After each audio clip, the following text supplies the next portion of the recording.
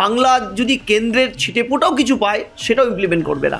চাষা আশায় এখন বাঁচবে যে সেন্ট্রাল টাকা দিয়েছে, জমি যদি দিদি না দেয় তাহলে ঠিক এই যে প্রজেক্টগুলো একের পর এক রেলের চলে যাচ্ছে, একের পর এক ইন্ডাস্ট্রির ইয়েগুলো চলে যাচ্ছে, জমি দিচ্ছে না, একের পর এক করিডোরের টাকা চলে গেছে, জমি দেবে না। দিদিভাই তো সেদিনকে বলেই দিয়েছে রাজ্যে আর জমি নেই, সব শিল্প হয়ে গেছে সিঙ্গুরে দাঁড়িয়ে।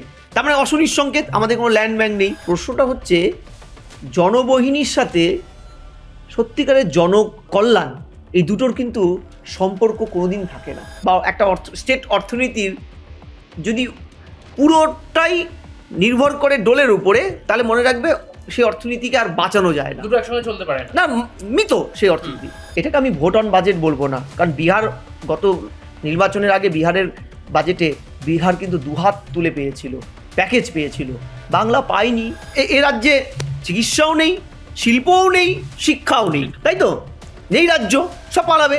আপনি এআই নির্ভর শিক্ষার কথা বলছেন, স্কিল ডেভেলপমেন্টের কথা বলছেন, সেগুলো তৈরি করার ইনস্টিটিউট কোথায়? হায়ার স্টাডিজে ইতিমধ্যে ইউজিসি কে ডিফাংশনিং করে দিয়েছে সেন্ট্রাল গভর্নমেন্ট। স্টেট এবং সেন্ট্রাল উভয়ই উচ্চশিক্ষায় প্রতিদিন কিছু না কিছু কাটেলমেন্ট করছে। হায়ার স্টাডিজ নেই, গবেষণা বন্ধ।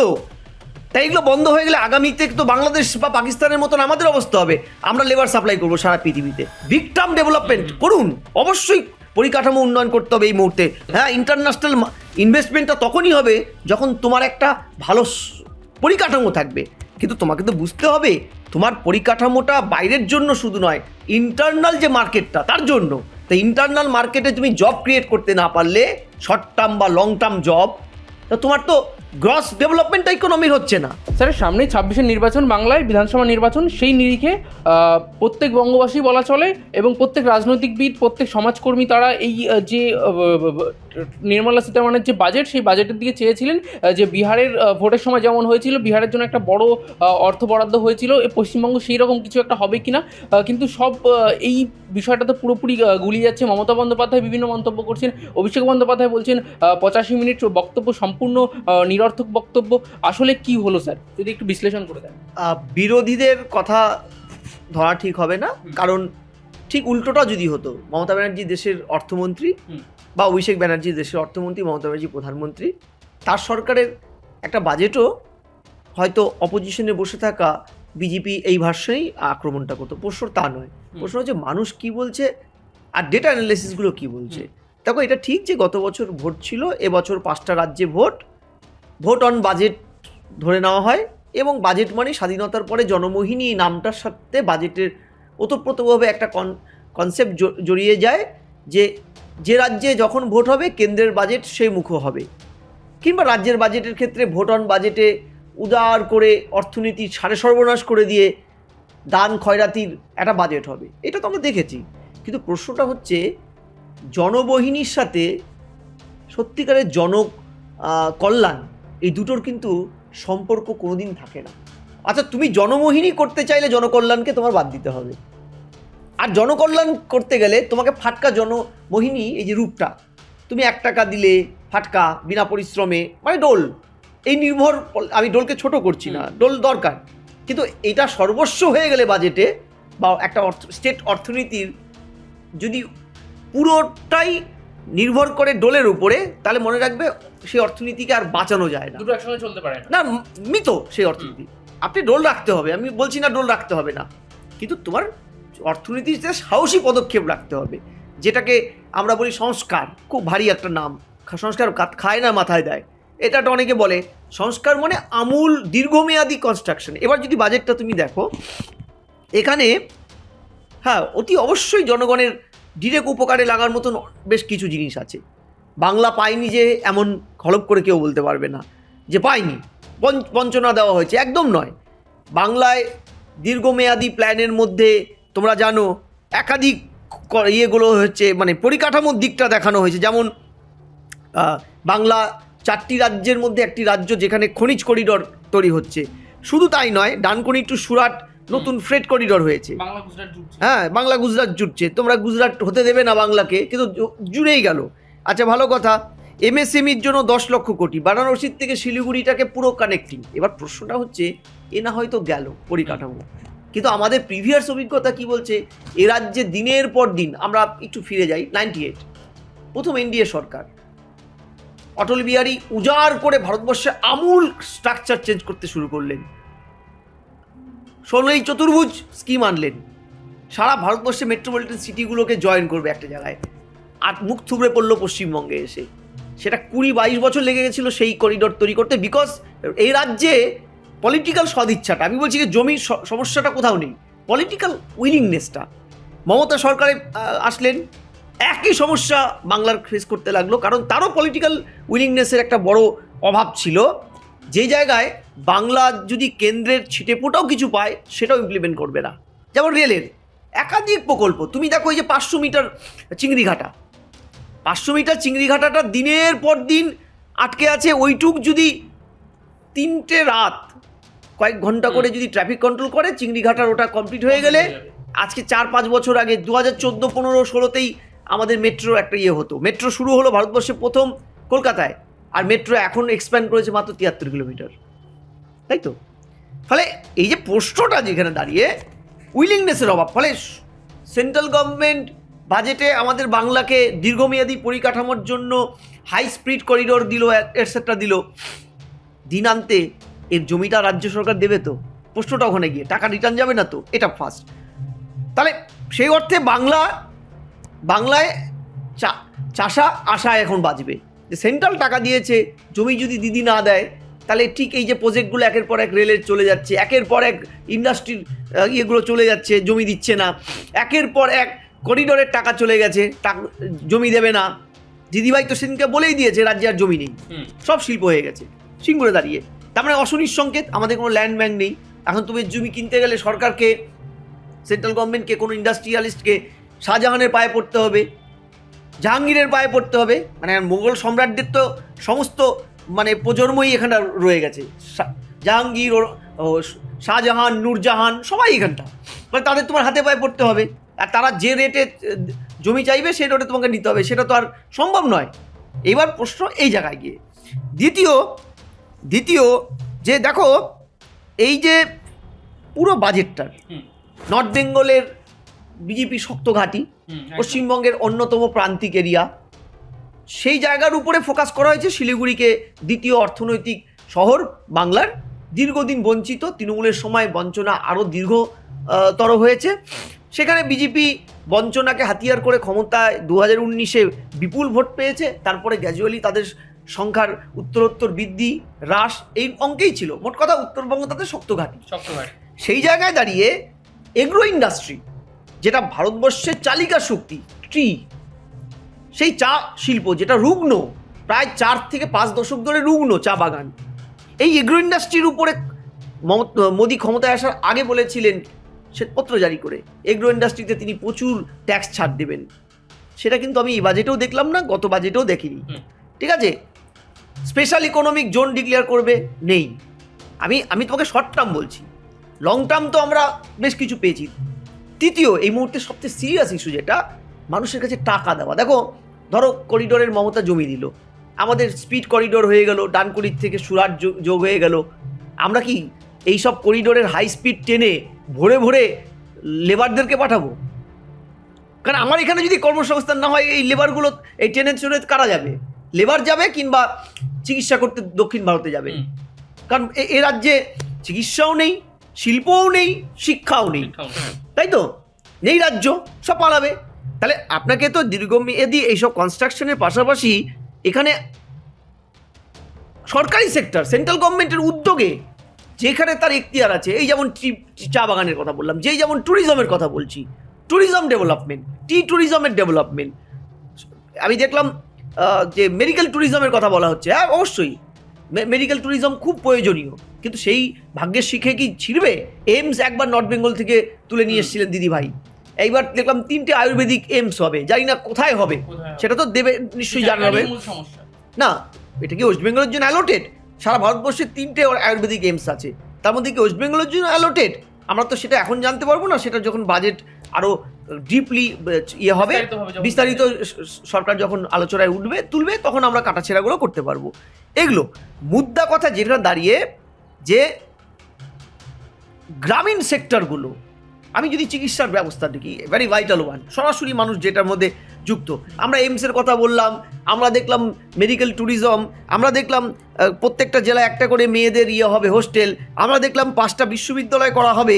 কিন্তু মূল প্রশ্ন যেটা, যে জেলা হাসপাতালে 50% ক্যাপাসিটি বৃদ্ধি, এমার্জেন্সি এবং ট্রমা কেয়ার সেন্টার তৈরি, 5টা রিজনাল মেডিকেল হাব, 1 লক্ষ অ্যালাইড মেডিকেল হেলথ প্রফেশনালস, 1.5 লক্ষ কেয়ার গিভার ট্রেনিং, এইসব মেন্টাল হেলথ ইনস্টিটিউট তৈরি করা, 3টি all India institute of Ayurveda হবে, লাইফ সেভিং ড্রাগ এবং বায়োলজির উপরে ডিউটি চার্জ কমানো, স্ট্রং পজিটিভ সিগন্যাল দেওয়া, মেন্টাল হেলথের উপরে জোর, এমার্জেন্সি ট্রমা কেয়ার সেন্টার, এগুলো অনেক কিছু বলেছে। রুরাল হেলথ সেন্টারটার উপরে কিন্তু সেই অর্থে আমরা জোর দেখলাম না। কিংবা বিল্ডিং ইনফ্রাস্ট্রাকচার, ট্রেনিং, ডাক্তার তৈরির জন্য আরও মেডিকেল যে সেন্টারগুলো তৈরি করা, এগুলো কিন্তু আমরা বাজেটে দেখলাম। এগুলো কিন্তু ভেরি ভাইটাল ওয়ান। আরেকটা জিনিস দেখো, যে হ্যাঁ, এটা আমরা ঠান্ডা করে অনেক কিছু বলতে পারি, নো ডাউট। যারা বাজেটটা যিনি করছেন তাকে সারা পৃথিবীর আঙ্গিকে ভাবতে হয়। বিশেষ করে ভারতবর্ষ এই মুহূর্তে লাস্ট ট্রাম্পের টেনিওরে তুমি বিশ্বাস করো 4-5 মাস ধরে ভারত যেভাবে জুটছে, হ্যাঁ, শুধু তাই নয়, ট্রাম্প একের পর এক খামখেয়ালিপনা, ইরানের সাথে যুদ্ধ লাগবে ভাব, আজকেও হারমুন্স প্রণালীতে আমেরিকার জাহাজের উপরে হামলা করে দিয়েছে, মানে লাগলো বলে যুদ্ধ। ভারত যেহেতু তেল ইম্পোর্ট করে, ভারত ইম্পোর্ট করে চলে, তেল একটা এমন বস্তু যেটা ছাড়া দেশ চলবে না, ফলে এই তেলটার একটা বড় অংশ রাশিয়া এবং ইরানের উপরে নির্ভরশীল। এই দুটো দেশের সাথে আমেরিকার চলছে দহরম বরম, পরে ভারত সাফার করছে। এই জায়গায় দাঁড়িয়ে যেটাকে আমরা এই মুহূর্তে গ্লোবাল মার্কেটিং ব্যবস্থায় বলি হেমিস্ফেরিং, এই জায়গায় মার্কিন এবং চীনের আধিপত্যকে মানে নির্ণায়ক, তাদেরকে বাইপাস করে ভারত যে ইউ এর সাথে চুক্তিটা করলো, সেই ইউ এর চুক্তি এবং আরেকটা লেটেস্ট ল্যাটিন আমেরিকার সাথে চুক্তি, এগুলো কিন্তু আমেরিকার চক্ষু রাঙ্গানিকে উপেক্ষা করে ভারত করেছে।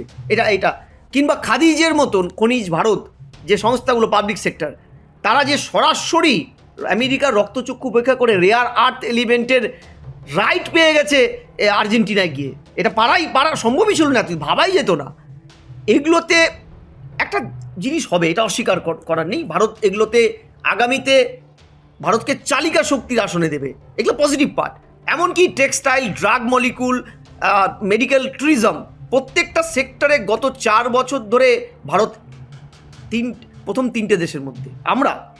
আমরা শুধু তাই নয়, ভ্যাকসিনেশনের টপে আমরা, এইগুলো জায়গায় এমনকি ট্যাক্সেশন থেকে শুরু করে আরও অনেক জিনিসগুলো যেগুলোতে ভারত এই মুহূর্তে খুব সুবিধাজনক জায়গায়, এবার বাজেটে তাকে একটা সরলরৈখিক চার্টে আনলো।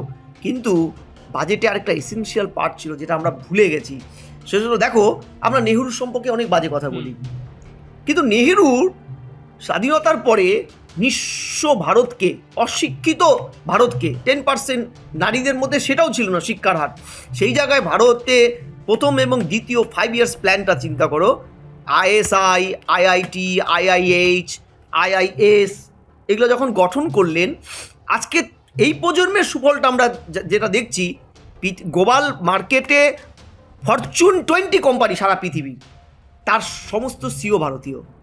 তারা কোথা থেকে পাস করেছে? এই IIT, IIS। তাহলে এই মুহূর্তে যেখানে জনসংখ্যা পৃথিবীর সবচেয়ে বেশি এই মুহূর্তে ভারতের, তাহলে ভারতে এই মুহূর্তে IIT আরও দরকার ছিল, IIH দরকার ছিল, আরও অনেক কিছু সংস্থা দরকার ছিল, যে সংস্থাগুলো আগামী 20-30 বছর পরে যে প্রজন্মটা বেরোতো, তারা পৃথিবীকে লিড করতো। আজকে যেমন সারা পৃথিবীর সমস্ত বড় বড় কোম্পানির সিও কারা?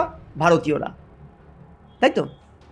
এইটা কিন্তু দরকার ছিল। অর্থাৎ আমি যেটা বলতে চাই, আপনি AI নির্ভর শিক্ষার কথা বলছেন, স্কিল ডেভেলপমেন্টের কথা বলছেন, সেগুলো তৈরি করার ইনস্টিটিউট কোথায়? হায়ার স্টাডিজে ইতিমধ্যে UGC-কে ডিফাংশনিং করে দিয়েছে সেন্ট্রাল গভর্নমেন্ট। স্টেট এবং সেন্ট্রাল উভয়ই উচ্চশিক্ষায় প্রতিদিন কিছু না কিছু কাটেলমেন্ট করছে, হায়ার স্টাডিজ নেই, গবেষণা বন্ধ।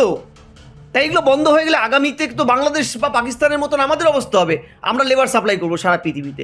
এখন আমরা সিও সাপ্লাই করতাম, স্বাধীনতার পরে এই IIT, IIHM এগুলো তৈরি হওয়ার পরে আমরা যে সিও সাপ্লাই করতাম, উচ্চ মেধা সাপ্লাই করতাম, সারা পৃথিবী কন্ট্রোল করি আমরা।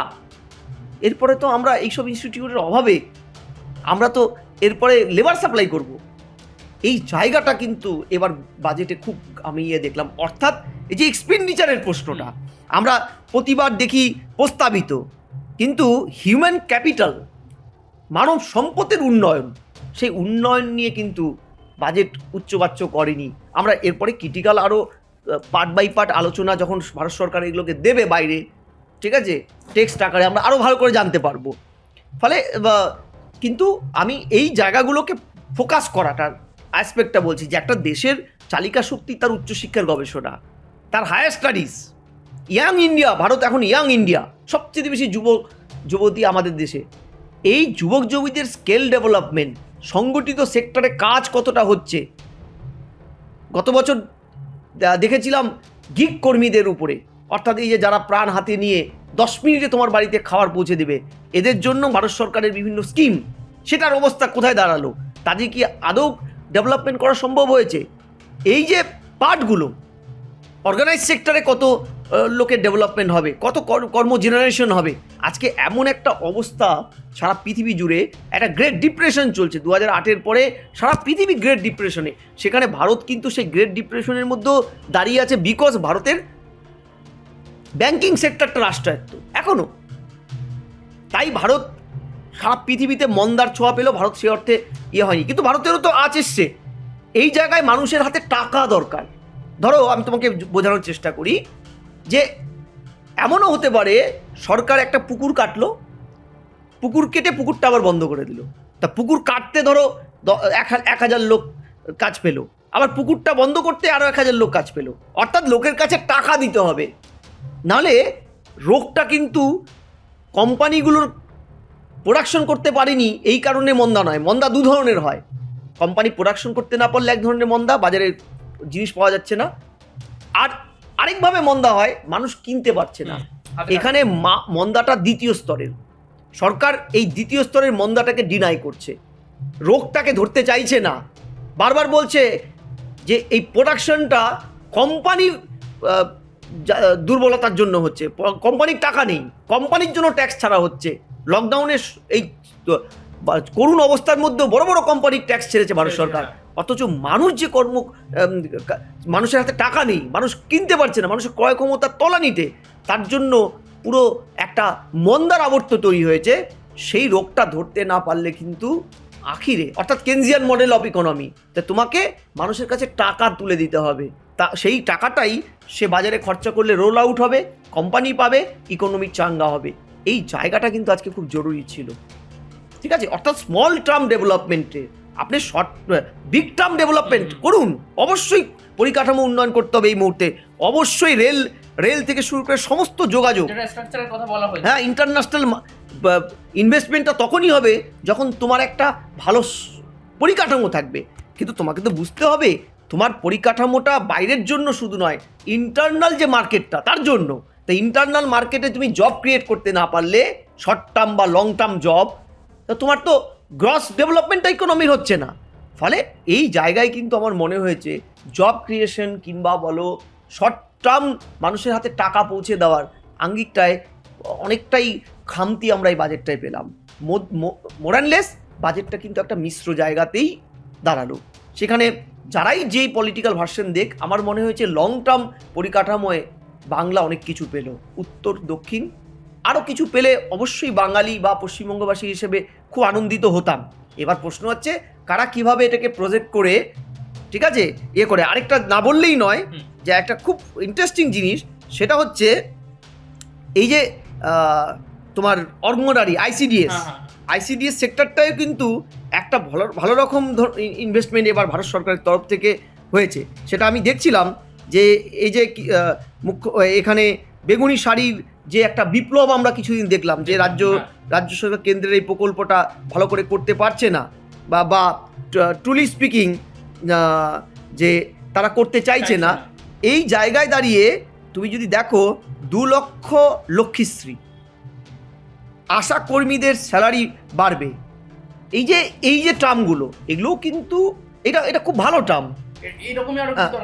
এই আরও হয়তো আছে বাজেটের ইন্টারনালি, তো এত কিছু 85 মিনিট কথা, মানে 1 ঘন্টা 25 মিনিট ভারতের ইতিহাসে সবচাইতে দীর্ঘ বাজেট বক্তৃতা কোনো ইয়ের অর্থমন্ত্রী, এবং ওনার এটা 9th বাজেট বক্তৃতা। আমি বলছি এই জায়গায় দাঁড়িয়ে উনি লং টার্ম বললেন, কিন্তু পুরো বাজেটের ক্রিটিক্যাল অ্যানালিসিসগুলো এত তাড়াতাড়ি করা সম্ভব নয়। আমরা আরও দেখব সোশ্যাল সেক্টরগুলোতে হয়তো আরও পেনিট্রেট করেছে তার বাজেট, কিন্তু মুদ্রা কথা সোশ্যাল সেক্টরকে না ধরতে পারলে, এই যে মনরেগা থেকে শুরু করে যে কাজগুলো মানে চট করে মানুষের হাতে টাকা তুলে দিতে পারে, সেই কাজগুলোতে আমি দেখছিলাম মনরেগাতেও বেশ কিছু হয়েছে, ইনভেস্টমেন্ট হয়েছে। কিষাণ যোজনা থেকে শুরু করে আবাস যোজনায় বৃদ্ধির একটা দেখতে পাচ্ছি। তারপরে সোনা রূপার জিএসটির হার কমে যাওয়া, জীবনদায়ী ওষুধের যথেষ্ট দাম কমানো, 17টা ক্যান্সারের ওষুধের দাম কমানো। এই সেক্টরগুলো সরাসরি মানুষের ডেভেলপমেন্ট লাগে, এটা তো অস্বীকারের জায়গা নেই, কিন্তু তারপরেও আরও ভাবনার জায়গা আছে যে সরাসরি জব ক্রিয়েশন, সরাসরি সাধারণ মানুষের হেসেলে, একদম কাঁচা বাংলায় হেসেলে মানুষ কতটা স্বস্তি পাচ্ছে। ইতিমধ্যে কমার্শিয়াল সেক্টরে গ্যাসের দাম বেড়ে গেছে গতকাল রাতে, 49 টাকা বেড়েছে, মানে তোমার রেস্তোরাঁয় খাওয়ার দাম বেড়ে গেল, ঠিক আছে, এবং অনেক সেক্টরই বাড়লো। ওই এলপিজি দিয়ে যদি যে অটো চালায় তারটাও বাড়লো। ফলে এই সেক্টরগুলো ডিরেক্ট মানুষকে অ্যাটাক করে, ডিরেক্ট মানুষকে প্রভাবিত করে। সেই সেক্টরগুলো কীরকমভাবে প্লে হবে এই বাজেটে সেটা এখন দেখার। তবে মুদ্রা কথা, একটা মিশ্র বাজেট, এটাকে আমি ভোট অন বাজেট বলবো না, কারণ বিহার গত নির্বাচনের আগে বিহারের বাজেটে বিহার কিন্তু দুহাত তুলে পেয়েছিল, প্যাকেজ পেয়েছিল, বাংলা পায়নি। নিশ্চয়ই ভারত সরকারের অন্য কোনো পলিসি আছে। আবার এটা নিয়ে বলবে না যে তৃণমূলকে ওয়াকওভার দেওয়ার কথা স্যার বললেন। আমার সেই ধরনের যুক্তি নেই, কারণ রাজনীতিতে ওয়াকওভার দেওয়া না দেওয়া সেটা পলিটিক্যাল ভার্সন তাদের, কিন্তু তৃণমূল এটা তো রাস্তায় বলতেই পারে গিয়ে যে দেখো ভোটের সময়ও হাত খুলে বিহারের মতন তোমাদের কিছু দিল না, বা ইতিমধ্যে তো বলাই শুরু করেছে বাংলা বঞ্চিত হলো।